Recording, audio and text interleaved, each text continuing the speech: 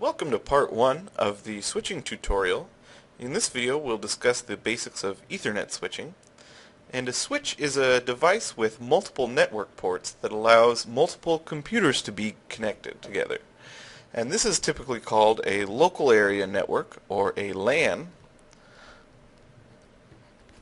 And a LAN is just a group of computers that are in close proximity. This could be a home or an office or any geographically close location. So we'll draw a simple LAN here composed of 4 computers represented as laptops A, B, C, and D.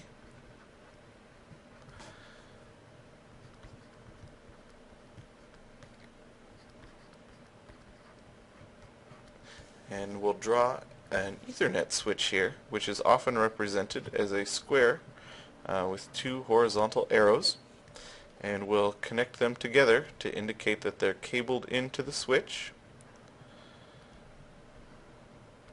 And we'll number the ports of the switch 1, 2, 3, and 4. Now, on a network, one thing people often do is send files like documents. And what happens is when you go to send a file, it will be broken down by the computer into multiple segments called packets or frames.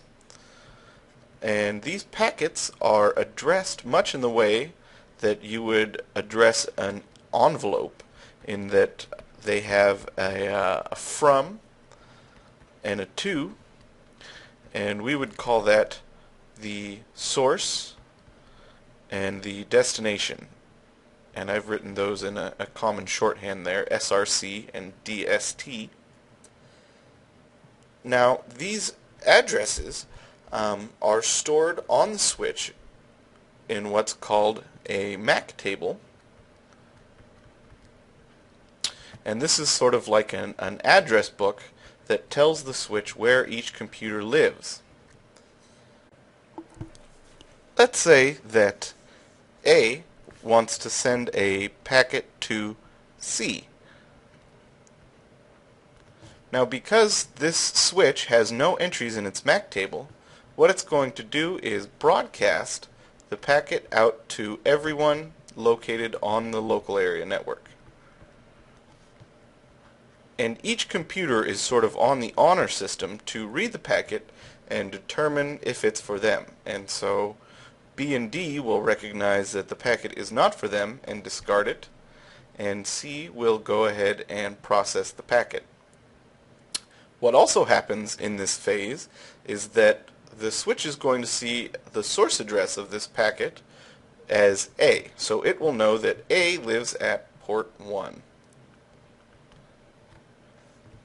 Now, C will then reply back to A, and this time, because the switch already knows the destination of A from the previous transaction, it knows exactly where A lives and will send the packet directly to them via unicast.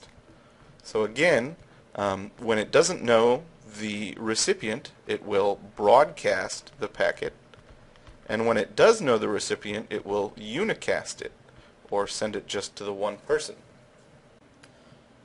At this time, the switch will also recognize that C was the sender of the packet and put an entry for it in the MAC table accordingly. Now, one other thing before we move on that I'd like to mention is that in addition to a broadcast and a unicast, there's a third transmission type called a multicast,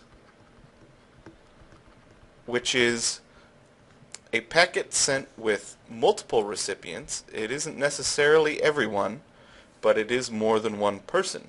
So it would be possible, for example, for A to multicast a packet to both B and D and have it sent out without having to broadcast it to everybody.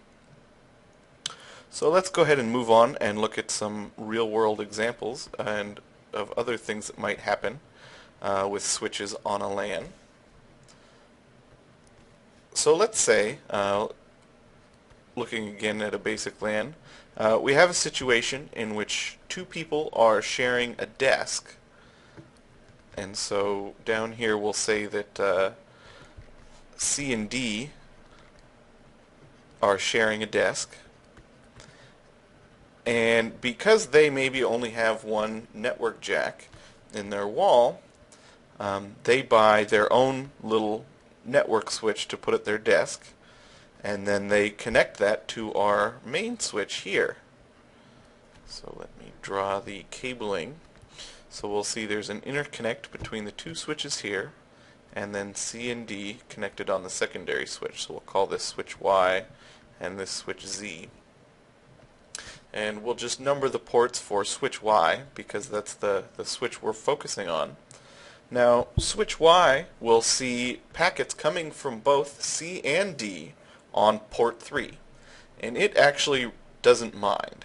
And so all it will do is, in its MAC table for port 3, note that C and D live there. And it'll forward packets to both of them accordingly.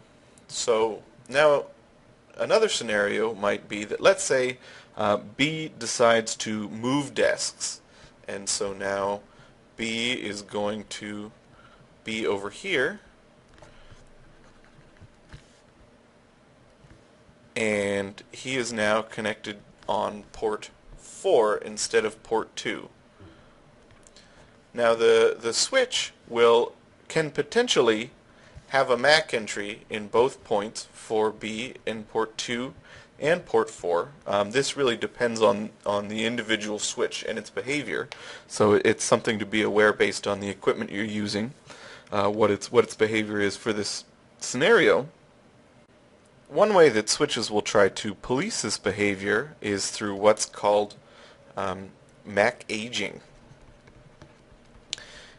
And what this is a value that it keeps track of every time it sees a new packet come from a computer on the network. It'll reset the aging timeout to 0, but once it reaches a certain amount, often it's 5 minutes, but it's something that you can configure, it will decide that that computer is no longer there and remove it from the table. And so in this case, because B is moved, let's say 5 minutes pass and it reaches the aging or timeout value, it's going to go ahead and remove it from port 2 here, and so now everything's accurate again. So this prevents us from having to, say, reboot the switch in order to make it accurate. And, you know, if the switch does get aged out and it happens to, just have been turned off for a while or something, as soon as it comes back, it'll be re-added to the table right away, or as soon as it sends traffic.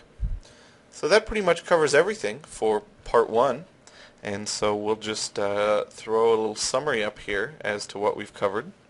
So the first thing is that the switch uses the MAC table to keep track of where everyone is on the LAN, and again, this is sometimes called the CAM table.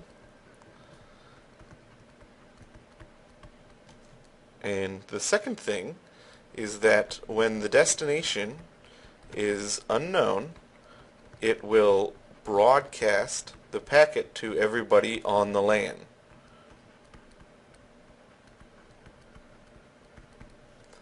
The third thing is that the switch learns the MAC entries passively,